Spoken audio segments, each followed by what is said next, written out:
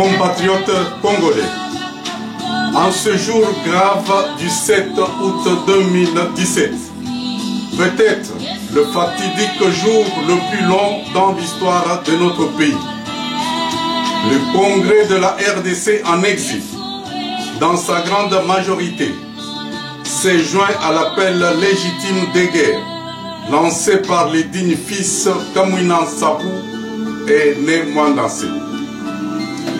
Pour ce fait, je tiens à répercuter solennellement ce message à chaque Congolaise et chaque Congolais vivant à Kinshasa, la capitale, et dans le reste des villes de la République. Compatriotes congolais, Joseph Kabila et ses amis ont déclaré la guerre à notre peuple. Ils ont institué la violence comme force de loi pour contraindre les paisibles Congolais que nous sommes à recourir à la doctrine primitive des violences comme unique et ultime moyen pour résoudre les questions politiques. Depuis l'exil où nous nous trouvons, loin de notre terre natale, nous croyons fermement et gardons espoir dans les efforts de vous qui êtes sur terrain de combattre l'ennemi en vue de nous permettre de retourner au pays et ensemble construire notre nation conformément aux prophéties. J'espère cette fois-ci que jamais que chacun de vous au pays possède individuellement un motif réel pour descendre dans la rue et défendre la démocratie.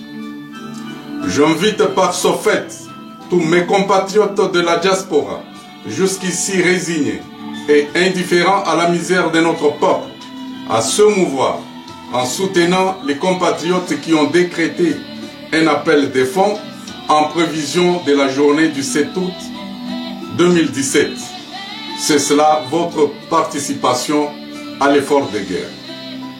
Compatriotes congolais, nous sommes tous témoins que Joseph Kabila se révélait être le véritable Belzébuth que nous devons écraser ensemble avec ces démons.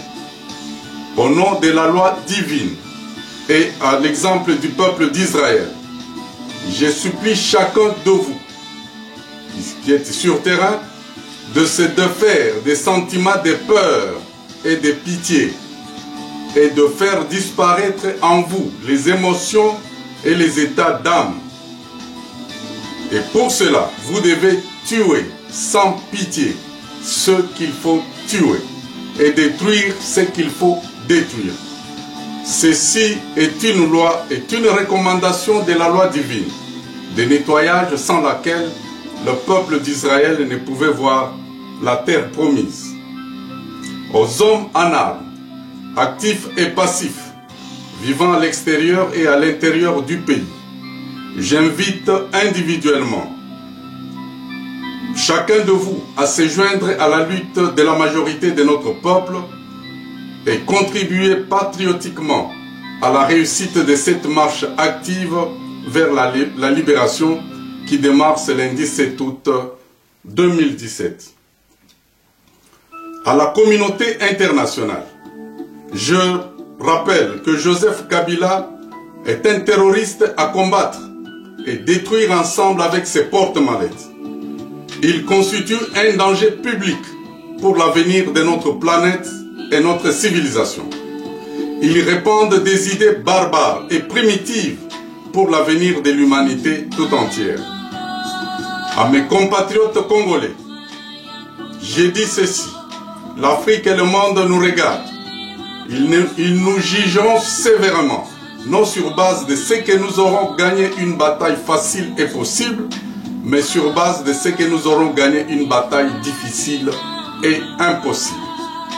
Dans notre cas, l'impossible demeure l'unique solution qui nous reste pour nous libérer.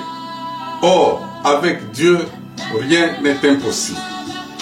C'est ici l'occasion d'inviter les leaders des partis politiques, ainsi que les leaders religieux, prêtres et pasteurs, à lancer un message mobilisateur.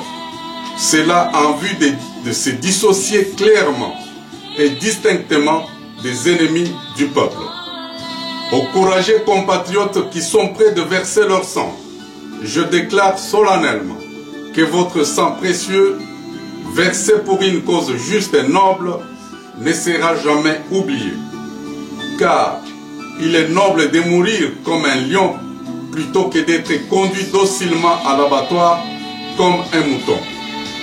Que Dieu Tout-Puissant exauce les prières et supplications du peuple congolais. Amen.